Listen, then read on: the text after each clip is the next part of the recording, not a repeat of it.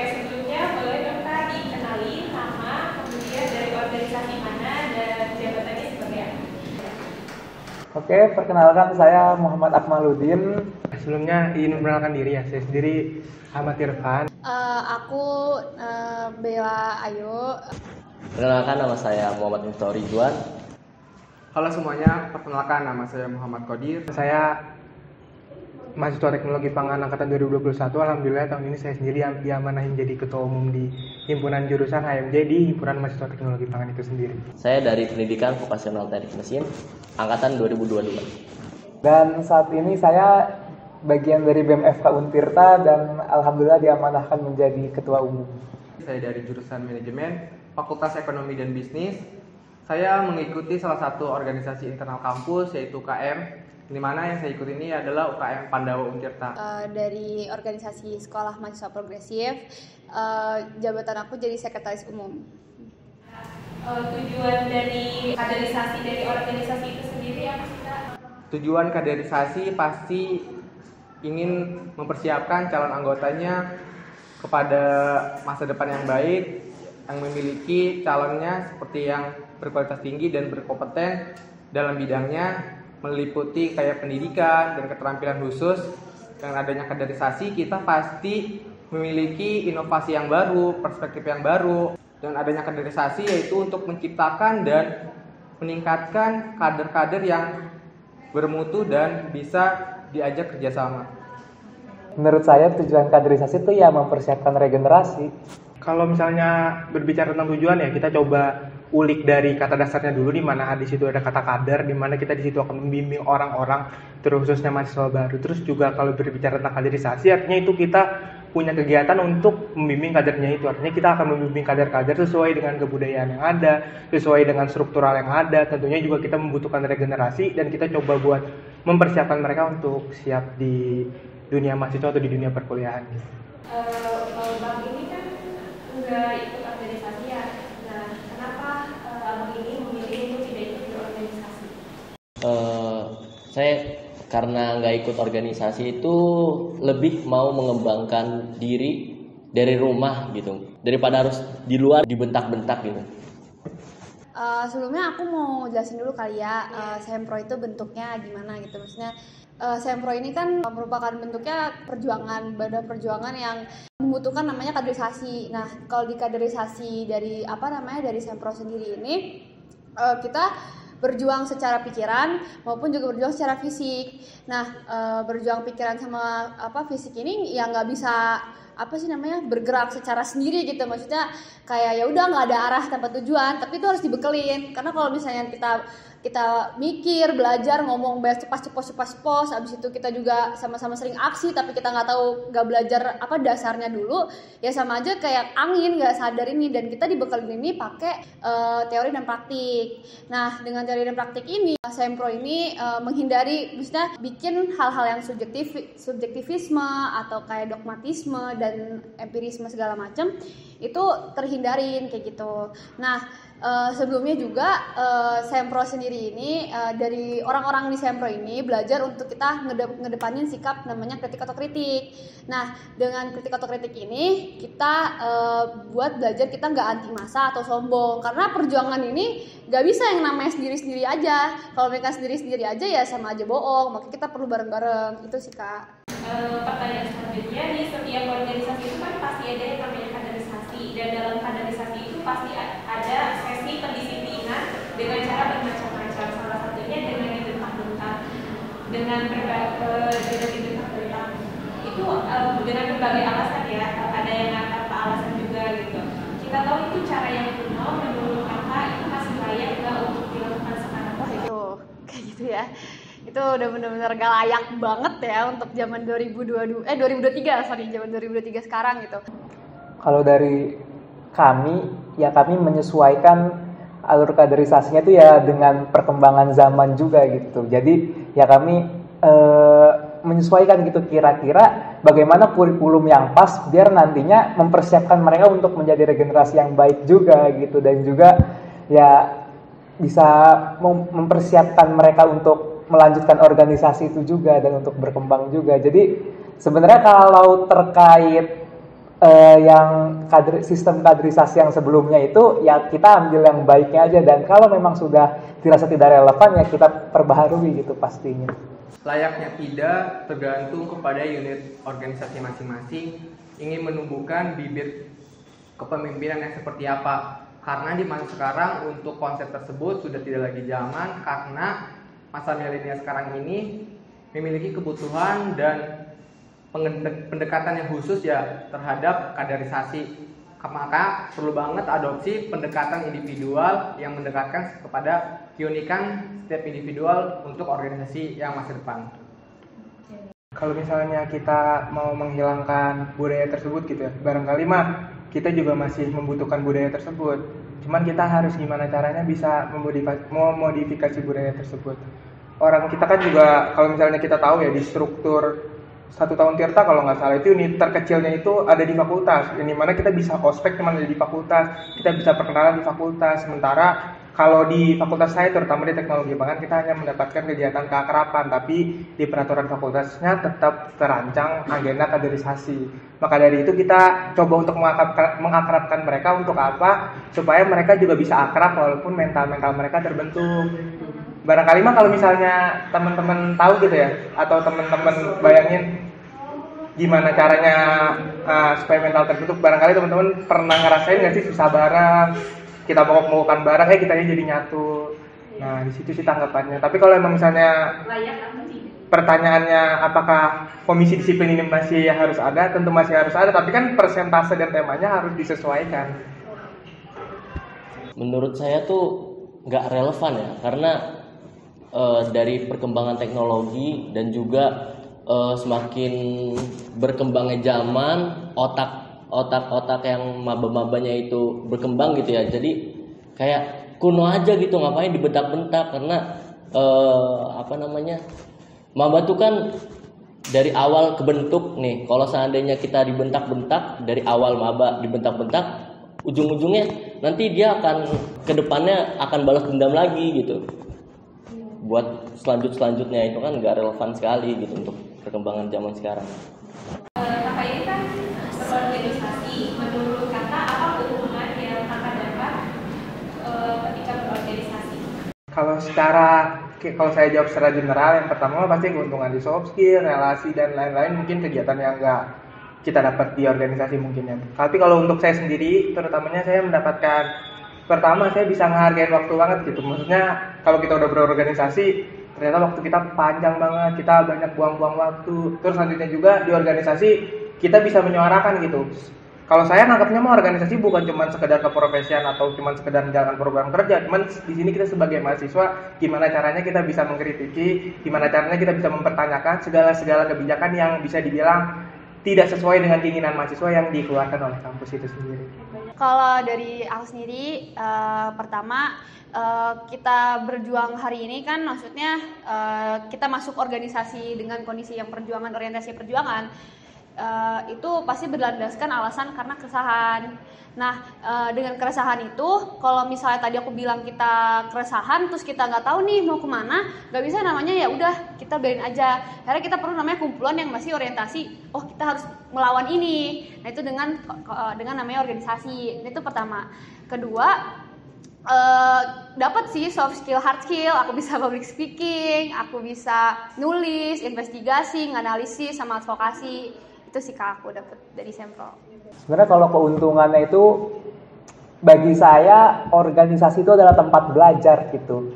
Dan dari organisasi itu saya belajar banyak hal gitu. Salah satunya ya saya bisa berbicara seperti ini gitu kan, belajar berbicara. Terus juga yang paling saya dapatkan tuh meskipun organisasi itu menyita waktu, cuman akhirnya saya belajar untuk manajemen waktu gitu. Karena manajemen waktu itu adalah suatu hal yang praktikal, bukan hal yang teoritis gitu menurut saya. Jadi dan terlalu banyak lah kalau misalkan apa yang saya dapatkan tuh sangat banyak lah kayak gitu. Untuk keuntungan yang kita dapatkan selama mengikuti organisasi pasti memiliki berbagai macam ya. Tergantung kita menanggapi dan keseriusan kita terhadap organisasi itu tersebut.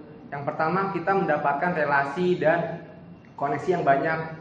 terutama kepada yang bersangkutan seperti UKM ataupun internal kayak BEM segala macam, tergantung kita keseriusan melakukan kegiatan tersebut gitu.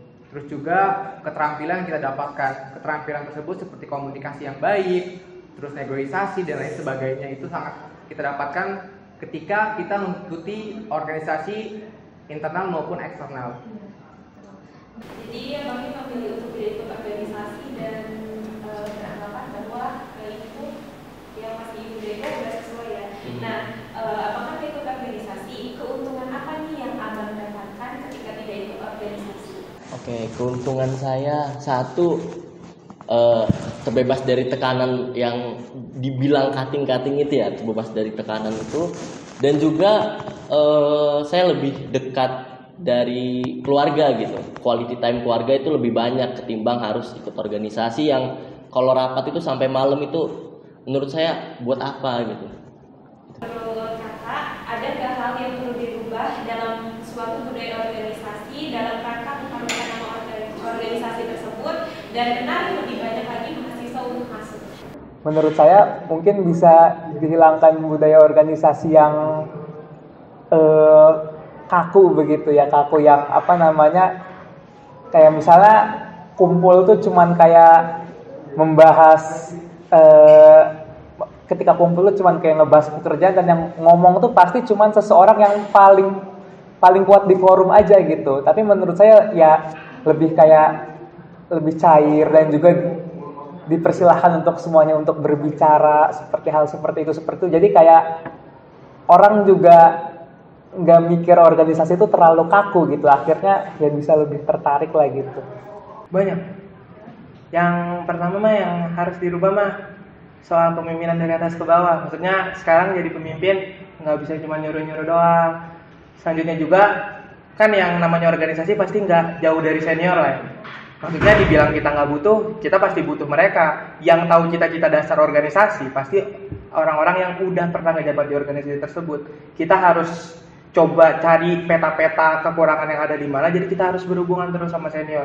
Tetapi terkadang akang teteh yang di atas menyampaikan ke kita kurang enak atau nadanya terlalu tinggi. Nah, kita sebagai pimpinannya, kita sebagai misalnya di organisasi itu ada angkatan 20, 21, angkatan 20-nya, kita bisa menyampaikan itu, kita bisa menyaring itu, akhirnya mereka semua bisa sama-sama ngerti, oh artinya maksudnya mau begini, artinya maksudnya mau begini, aslinya mah cuma ada kesalahpahaman aja di situ. Terus juga kita harus ngerti gimana caranya memposisikan pengurus sesuai dengan kemampuannya. Kita nggak bisa mensamaratakan posisiin pengurus.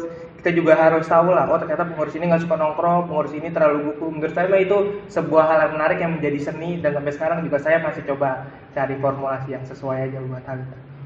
Diubah itu menurut saya kaderisasinya, karena dari kaderisasinya itu kadang kating-kating ya, kayak angkatan-angkatan atas tuh kayak menunjukkan powernya ke maba gitu. Kayak untuk apa gitu menunjukkan power ke maba, sedangkan maba tuh harusnya dikembangkan dengan cara ayo kita di kelas dikumpulkan satu kelas, terus mengedukasi maba-maba supaya gak ada yang namanya dari awal itu penindasan atau perpeloncoan gitu. Udah gak zaman menurut saya, udah kuno lah. Kalau aku sendiri, bukan dari aku sendiri, dari Sempro sendiri harus banyakin agenda ini sih, pengadvokasian. Karena tadi apa sih namanya, kalau misalnya kita nggak ngadvokasi orang, maksudnya ya pengadvokasian orang, itu kita nggak tahu manfaat dari organisasi ini apa. Untuk misalnya kayak apa sih biasanya bukan kampanye, kayak mau promosiin organisasi. Karena kalau misalnya dibilang ini organisasi berjuang, ya ngapain orang gue masuk ke kampus bukan buat berjuang. Nah, karena kan orang-orang ini terkumpul karena keresahan yang diwadahi secara bersama-sama, itu sih. Jadi banyakin agenda advokasi aja gitu. Maka itu perlu adanya pengakuan dan penghargaan oleh organisasi tersebut ataupun instansi kampus yang ada. Itu mungkin bisa diterapkan untuk kedepannya biar minat mahasiswa untuk mengikuti organisasi itu bisa tumbuh dan pesat dalam perubahan yang ada gitu. Karena kita ini mahasiswa dibilang agent of change untuk masa depan. Kemudian apa yang mau kakak sampaikan ini untuk maba dan cambaba Untirta tahun ini dan tahun selanjutnya untuk Jadi untuk teman-teman maba gitu, saat kita berkuliah gitu, di luar sana ketika kita lulus pun ada banyak mahasiswa yang sudah lulus, sudah jadi sarjana tapi tetap menganggur gitu, susah mendapatkan pekerjaan gitu. Nah jadi berarti ketika kita lulus itu kita harus menjadi mahasiswa yang lebih dari apa yang sudah dipersiapkan oleh universitas. Nah cara untuk menjadi lebih itu bagaimana dengan kita belajar dengan lebih, salah satunya belajar dengan hal-hal yang tidak diajarkan di kelas, salah satunya dengan berorganisasi. Dan bagaimana buat teman-teman mahasiswa baru untuk memilih organisasi yang tepat, seperti yang sudah disampaikan bahwa organisasi itu tempat belajar, jadi teman-teman juga pilihlah tempat belajar yang paling baik menurut teman-teman, yang paling pas passionnya gitu, jadi paling bagus sistemnya. Jadi ya ibaratkan teman-teman milih kampus lah gitu, ya yang eksistensinya juga bagus gitu kan, terus juga yang sistem di dalamnya juga bagus, terus juga yang sesuai dengan minat teman-teman, biar nanti teman-teman juga bisa belajar dan berkembang di organisasi itu. Kalau begitu mah saya khusus mahasiswa teknologi pangan aja. Mungkin terus untuk mahasiswa yang nantinya akan menjadi mahasiswa teknologi pangan Untirta tahun 2023, teman-teman di sini mungkin nanti akan dapat mata kuliah, teman-teman juga akan mendapat dosen, tapi teman-teman jangan lupa juga kalau hari ini yang bisa ngelihat sudut pandang sebagai mahasiswa yang akang, teteh atau kakak, abang yang udah ada di kampusnya itu sendiri. Jadi jangan pernah lupa sama kita semua walaupun melewati kegiatan pengkaderan, kita semua masih akang atau teteh atau abang sama kakak teman-teman mahasiswa baru, dan insya Allah akan membimbing sampai teman-teman bisa mengikuti atau bisa adaptasi di kampus ini. Oke, untuk Camaba Untirta ke depannya ya kalian enjoy aja gitu, karena mungkin jurusan-jurusan lain udah nggak ada yang namanya penindasan gitu, dan semangat. Mungkin untuk pesan maba dan camaba untuk ke depan, janganlah jadi penonton di dalam kampus. Jadilah pelaku yang bisa merubah organisasi yang baik, dan juga kita sebagai mahasiswa yaitu agen of change bisa menerapkan ini ketika di luar kita berorganisasi untuk masa depan yang ada. Makanya semangat untuk camaba dan maba yang akan datang, bahwa kita adalah mahasiswa. Sebelum aku bilang memilih atau enggak memilih organisasi ya, kita tahu kita masuk pendidikan hari ini dengan kondisi yang pendidikan hari ini banyak problematikanya, dari segi biaya pendidikan yang mahal, kian mahal tiap tahunnya, yang nggak sesuai dengan kemampuan keluarga, habis itu dengan kondisi taraf fasilitas yang nggak sesuai dengan kebutuhan studi, dan disertai dengan kondisi non-demokratisnya kampus kayak gitu. Itu udah suram banget, ditambah lagi setelah pasca studi kita ngerasain yang namanya lulus kerja susah, masih dapat kerja susah, habis itu dapat jaminan kerja susah, upah juga belum tentu layak, dan kita tahu kalau misalkan di dunia tenaga kerja ya dapat susah peliknya juga dapat banget kayak gitu. Nah kita tahu kan sekarang kita hidup untuk sejahtera dan makmur. Dengan kondisi ini kita nggak bisa yang kayak ya udah emang takdir Allah kok kayak gini gitu. Enggak, itu kita bisa kita kontradiksiin, bisa kita lawan hal-hal itu dengan cara apa? Dengan kita berkumpul dengan organisasi yang berorientasi revolusioner. Itu sih Kak aku. Ya. Satu kata buat organisasi. Struktur, Jaya, berkembang, jawaban. Satu kata buat Camaba Untirta. proses, masih kurang relevan, berkembang. Oke. Mantap banget dah. Satu kata buat anak rantau. Semangat, pasti jaga diri. Wah gila lo keren banget. Semangat. Satu kata buat kepanitiaan. Semangat, terus. Jangan menindas. Panitiaan the best secara teknis maupun secara proyek